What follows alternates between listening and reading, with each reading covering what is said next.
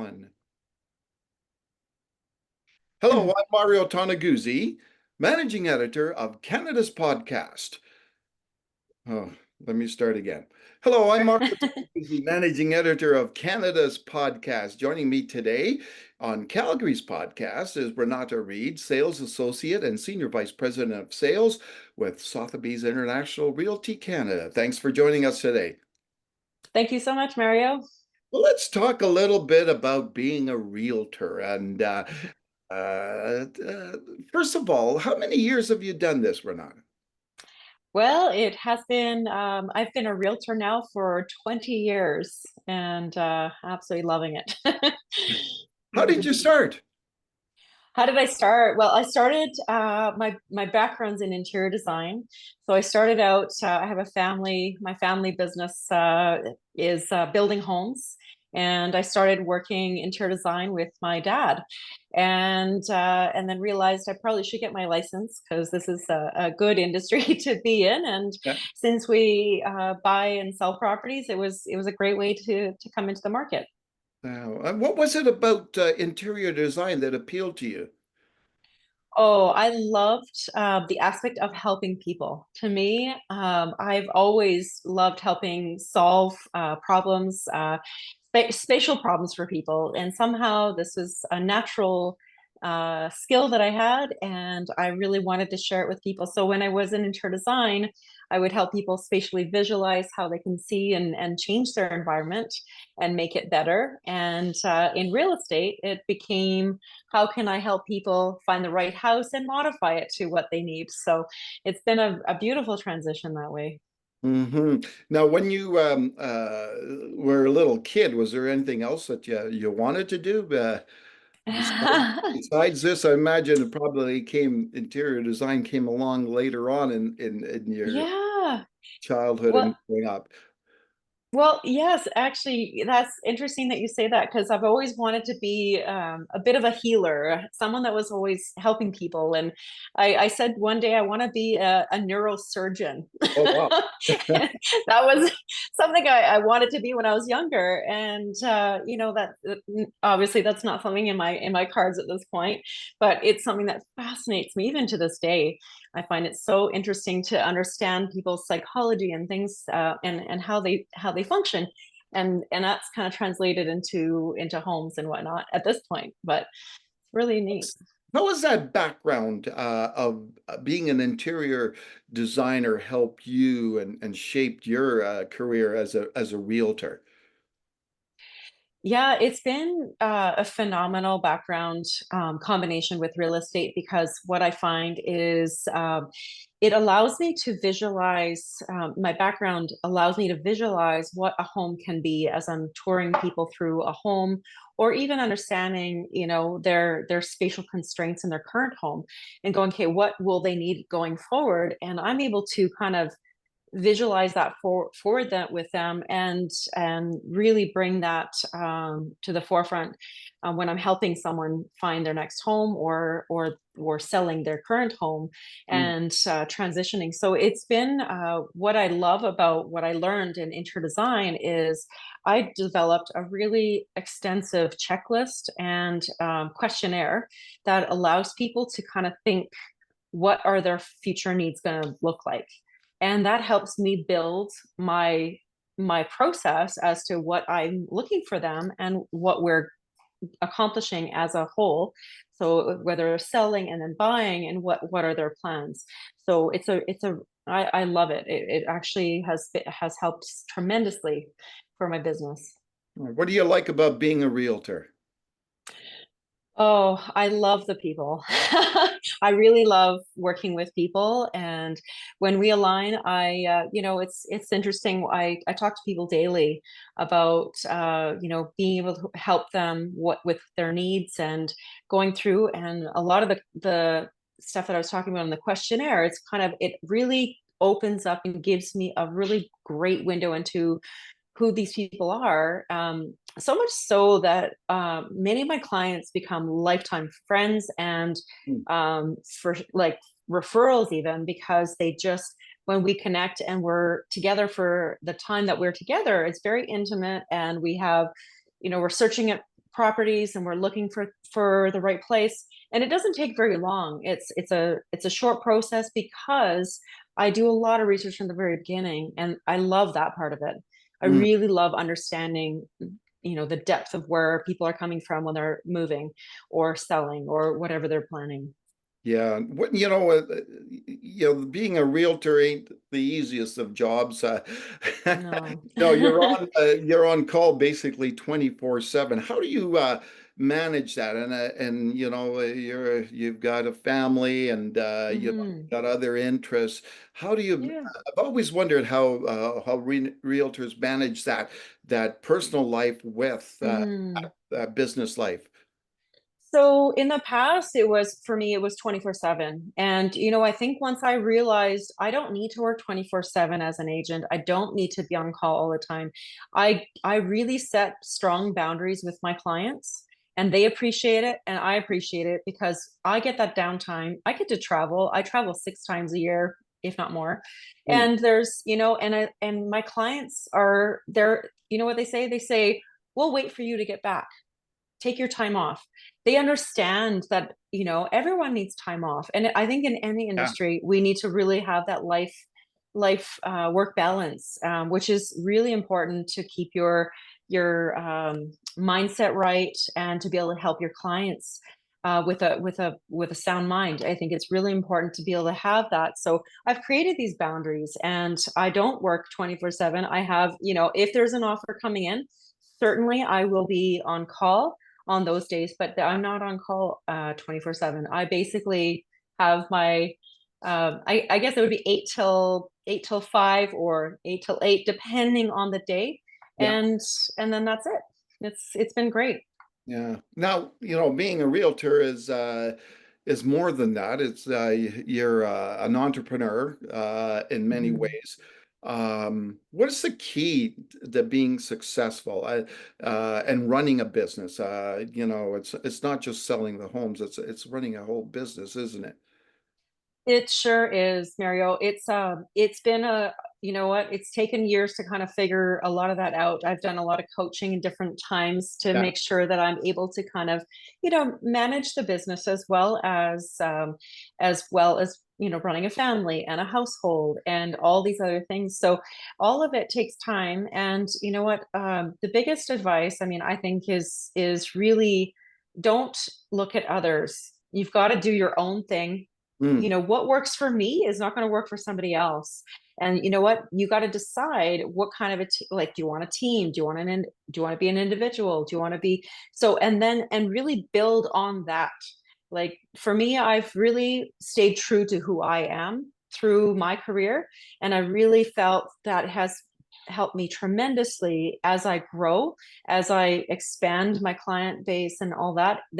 I always go back to, okay, does this person fit my business style, right? And does it fit my personality? Even if we mesh, then we work together. But if not, I mean, there's plenty of other agents. And in my time, I've actually felt there isn't really competition for each of us individual agents. Sometimes agents compete against each other, but really, at the end of the day, that person would have worked with you, whether it was you or the other person that they really wanted to work with.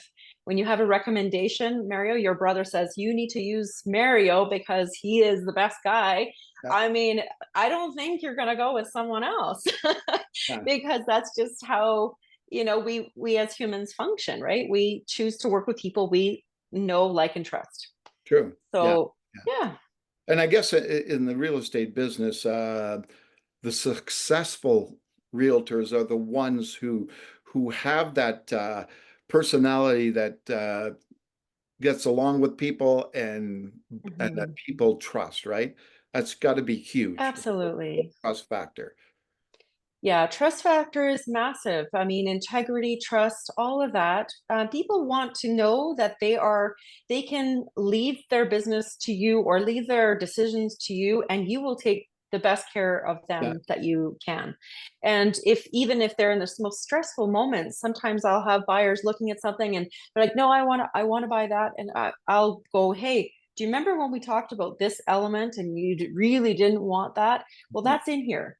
So are you sure? And if they still say yes, okay, fine. At least I did my job in protecting them, because when you're in the heat of the moment, when you're buying or selling, sometimes you kind of you drop your guard where you shouldn't. And so my job is to protect you, make sure that you're at your best, you're making your decision with a sound mind. Sometimes, that can't be done when you're in the middle of that. So I've always told people, I'm here to put you in the power position by the knowledge I have and the information I provide. Hmm. What do you think it takes to be a realtor from a personality point of view? Like, what type of person makes a good realtor? Someone that's determined, patient, and that has, really, it's someone that you have to have an entrepreneurial spirit, because it's something that, bootstrapping is a really good way to describe someone that has made it. In the very beginning, you have to do all those elements to kind of build up your business, because it's not something that you can instantly just walk into and, okay, I'm running my business now. That's not how it is, right? You're running a business from the ground up, and you have to build every component, because people come to see you and they want to see that you've got things organized, and you're really, running things smoothly. And the ones that do well are the ones that have all the processes in place, have all those things that they've built up from the very beginning. Yeah. How do you deal, obviously, the housing market goes in cycles and we've had booms Mm-hmm. and kind of busts. Mm-hmm. As a realtor, how do you deal with that? Because obviously, during bust times, homes aren't selling, you're not making money, right? Yeah, so I'm a little bit, I'm gonna say, this is gonna sound kind of funny, but I'm a little bit like Warren Buffett. I don't really pay attention to the ups and downs. My Yeah. clients stick with me when, it doesn't matter what's happening with the market. I coach people based on, here's what is going on for you in this moment. Who cares if the world's falling apart? Because it's like the sky is falling, the sky is falling. Yeah. Sure. Yeah, but you know what? People still need to buy, they need to sell, they need to do stuff. So even in the down markets, I've been busy. Yeah. So to me, it's not about what's happening out there.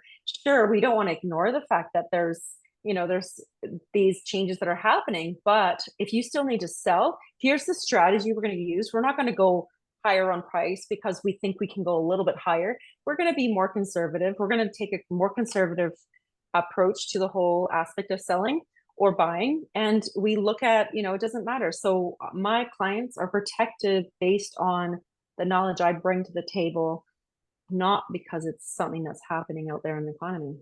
Hmm. Now, all your career as a realtor has been in Calgary, has it? It has. Uh, Yep. The whole 20 years. what do you like about doing business in Calgary?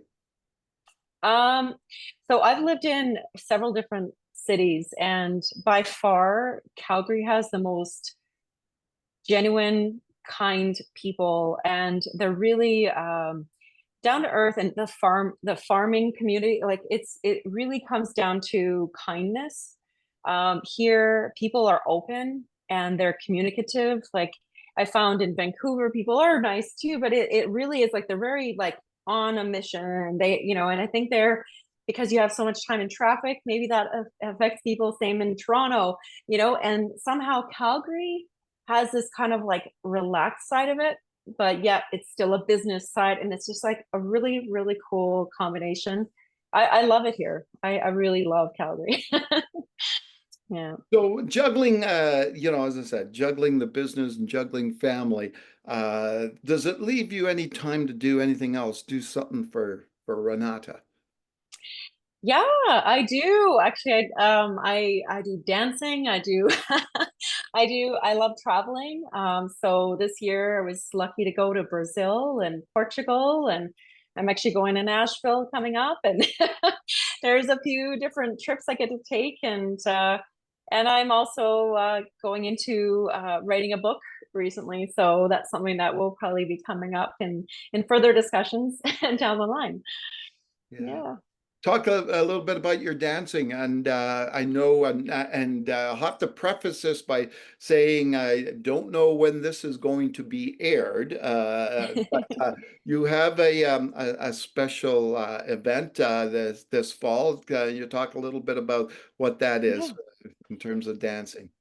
Yeah, so I was called by Dancing with the Stars, Easter Seal Stars, Calgary, and I am a celebrity on their in their group there, and we're doing a big fundraiser to help the Easter Seals, which is a fabulous fundraiser that we're looking to raise money for. And so I've been dancing every week training for that, and it's been really fun, and I've been getting donations coming in every week now. It's really fun, and I get to practice my cha-cha, and that is airing where we have a big event on the October 5th, so that's very exciting, and so it's all leading up to that day.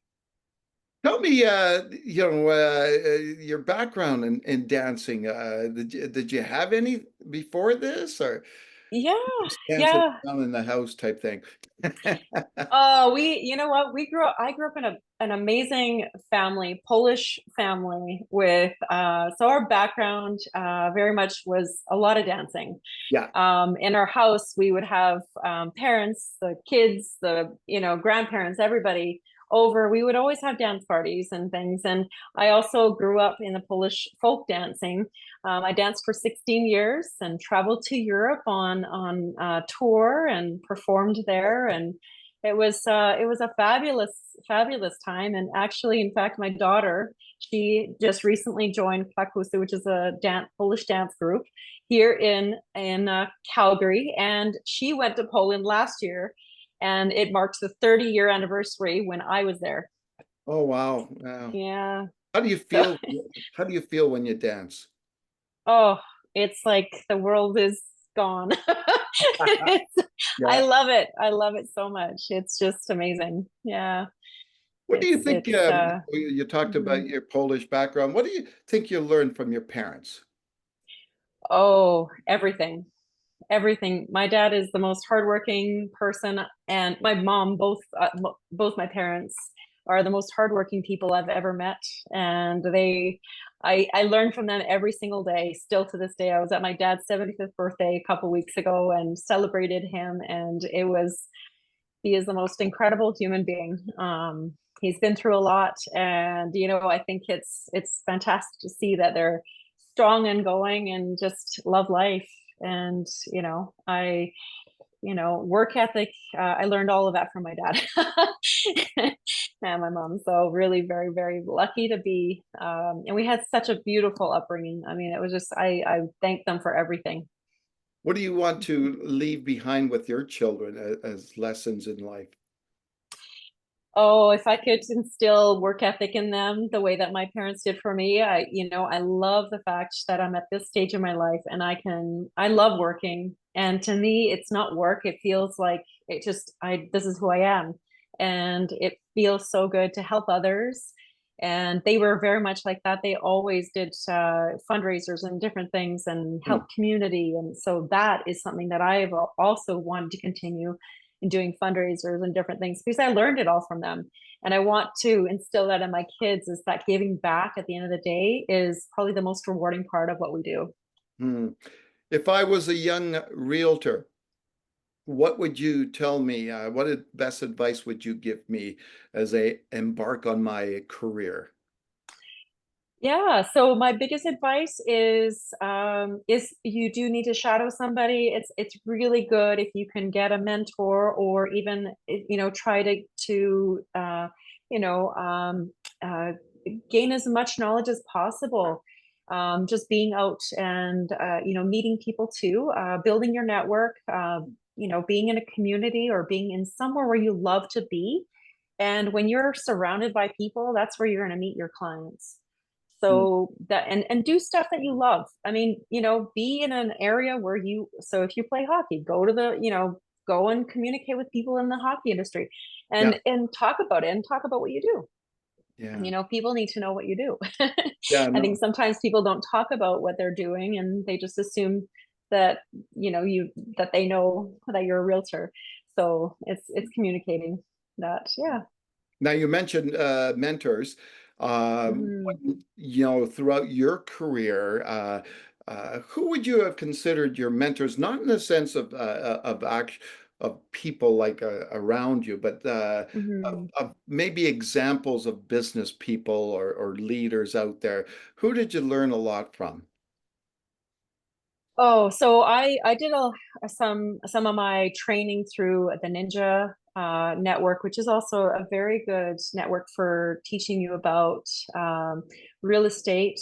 My most recent biggest mentor I've had is Chris Voss with the Black Swan Group. He wrote the Never Split the Difference. He's an incredible human on speaking about human aspect of everything, and negotiation is a big part of it. He's had to negotiate a lot of different.